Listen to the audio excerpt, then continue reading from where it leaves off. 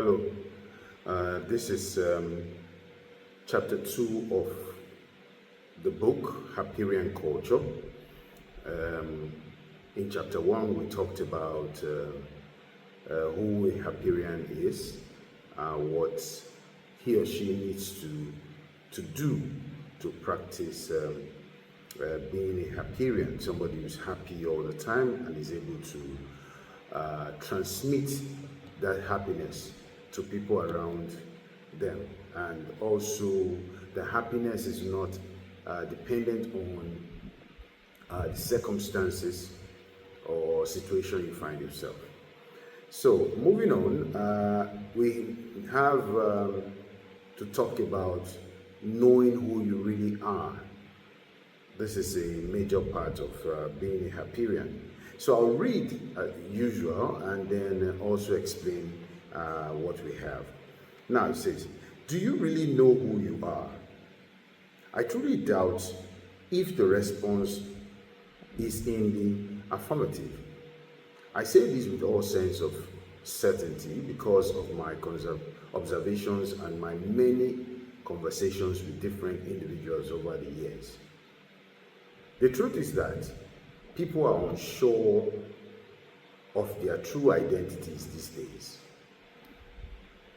It is a lot easier to mimic other people's identity than to truly be ourselves. We tend to belong to a political party because of our family members and that our family members are in the same party, and so we never really bother to study or understand the ideologies of that party you claim to belong to. What about religion? We cling to religion mostly because it is what the society has adopted and expects you to also belong to. If you grew up knowing that your family was Muslim, you tend to just believe in the same religion without any question. It is also the same when you are born into the Catholic tradition and you automatically become one. You don't question that either. Okay, so they're saying, do you really know who you are? This is a question that every person, especially when you are becoming an adult, you need to really answer that question. Who are you really? Who can you describe yourself as? Who do people say you are? Even if people say something, but who do you say you are? You see, so are you defined by what the society dictates? Are you defined by what practices you met on ground when you came in, when you were born? Are you defined by this? So at some point in your life, you definitely have to define who you are. See? Because unless you do that, it's very difficult to move forward. It's very difficult to craft that identity that is not swayed, by the moment, by the circumstance. See? So that is what we should do. The default acceptance of a position hardly tells you who you really are. It takes your mind and literally imprisons it. So the individual can never be free to truly express his or her views.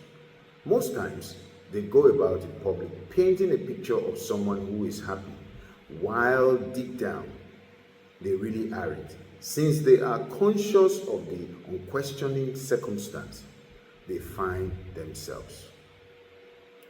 To truly know yourself will take a personal commitment and a complete determination. Sometimes it needs the individual to take certain unusual routes in life, which could in turn be very rigorous and harsh, because just like gold, they would come out more refined after going through situations that can be literally compared to extreme heat. Okay, so what we're saying there is that to get to know yourself, you might have to go through very difficult times, right? You might have to go through some challenges. You might have to make very important decisions that would challenge you, that would challenge your inner core, that would build your principles in order for you to get to that point where you can say, this is who I am. When I was younger, I went through an identity crisis. I was born into a family where my grandmother believed and practiced the African traditional religion. In fact, I partook in many traditional Benin customs, which involved animal sacrifice to deities like Ogun, Shango, Orumila, and other African gods. My siblings and I couldn't openly voice out our objections at the time because of the fear of being scolded or punished by our parents. We were obligated to participate in those traditional rituals because that was the accepted religion in the family as at that time. As we grew older, even though we continued to participate lesser and lesser in these traditions, we started rebelling and opting to worship in some other ways. In hindsight, this was not because we truly believed in the newer ways, but because we needed to be free from the former. However, in my opinion, the practice of the spilling of the blood of chickens, guinea fowls, ducks, goats, and dogs associated with the African traditional religion was never appealing to us. In my quest to do things differently and seek God through some other channels, I ventured into worshiping as an Orthodox Christian, which at some point led me to being a worshiper at the Jehovah's Witness temple. I later transitioned to Catholicism, where I was eventually baptized with the name Daniel. With that, I became accepted as a bona fide Catholic, as it were. I was free from the balls and pressure of family and society because of my newfound tag of being a Christian. But deep down, I alone knew I needed much more than that. Okay, so that's a brief trip through my own transition, through my own experiences from being a young man who, with his siblings, had to go through the African tradition, down to when I was trying to find myself through the Christian faith. Because, I mean, the African tradition did not really appeal because of, maybe because of the blood-letting, even though, yes, in the African sense, that is how African culture was. It worked for Africans. So if it works for them, so be it. But those that don't like it can also move on. So which is what we did, right? And then until I became baptized in the Catholic Church and became a Catholic. All right. In our African context, many still struggle with the scenario I painted above. This will continue to be the case because the society names, shames, and castigates those that behave differently. People would rather conform to ideas and cultures they don't like than being different and truly happy. So, this leaves us with a society that is largely pretentious and unhappy. A truly happy society is ultimately a productive and progressive one. This is very visible as exemplified by societies in the Western world. The people appear to go about their business with very little worries on a daily basis. That, of course, is bolstered by the fact that social amenities are available all day and every day. So, they are usually freer to think outside of the box and be more creative. I sincerely believe that Africans would have that same capacity if we are happier and freer.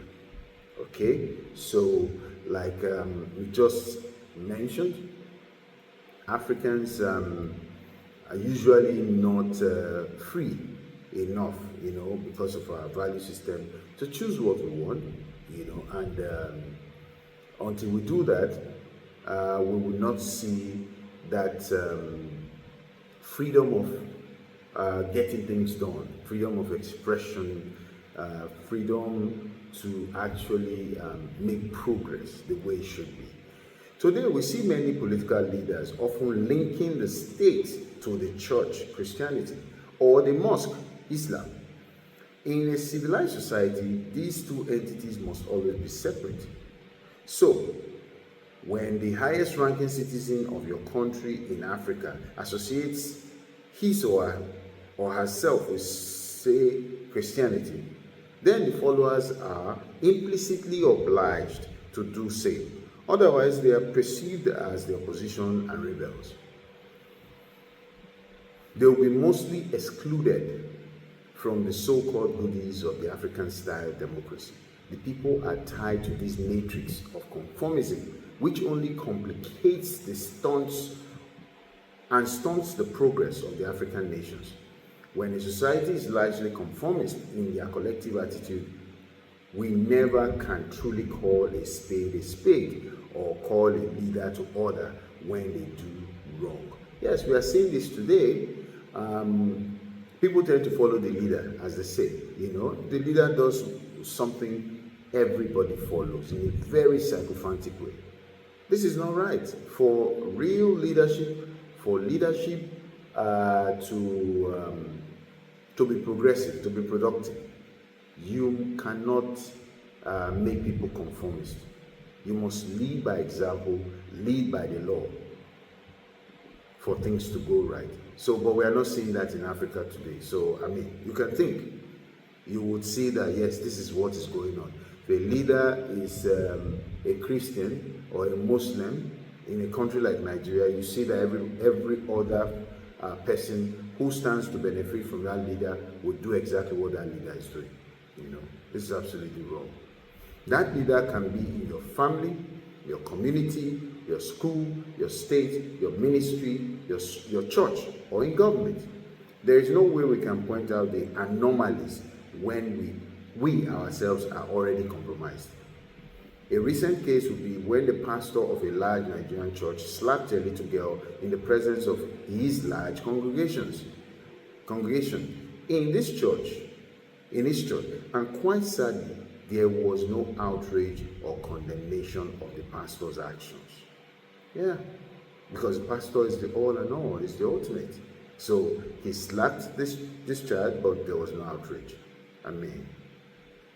Can you do that in a civilized society? The same civilized society you guys travel to. Can you do that? Okay. So instead, I heard excuses and celebration of the abusive pastor. Then there was the recent case of President Jonathan, Nigeria's ex-president, nonchalance towards the abduction of the Chibok schoolgirls, right? In the northeastern part of the country, because many of his advisors failed to paint the right picture to him, which became a total disaster. I think he would forever regret this as part of his storied legacy. When Jonathan was president, that happened. There was a lot of nonchalance towards the abduction of the Chibok girls. So what's happening today? My forays into the American continent, separated from the inclinations of the African society, be it traditional or Western religion, allowed me some tranquility and the opportunity to see the world from a different perspective. I detailed this in my earlier book, My African Quest. I went into a society where I was not bound by those religious and political sentiments, and my mind was free to wonder, think, read, observe, analyze, and come to my own conclusions. By not having influencers constantly in your ears and telling you how to think and behave is a big step towards knowing who you really are and becoming a Happirian. In my case, I had to be in faraway Mexico, which is in the Latin American continent, but you can simply be in a different state in your country, but away from your home state. This can even be achieved by taking the decision to leave home and live separately and far away from families and friends who are mostly the influencers in our life. Know who you are. Thank you.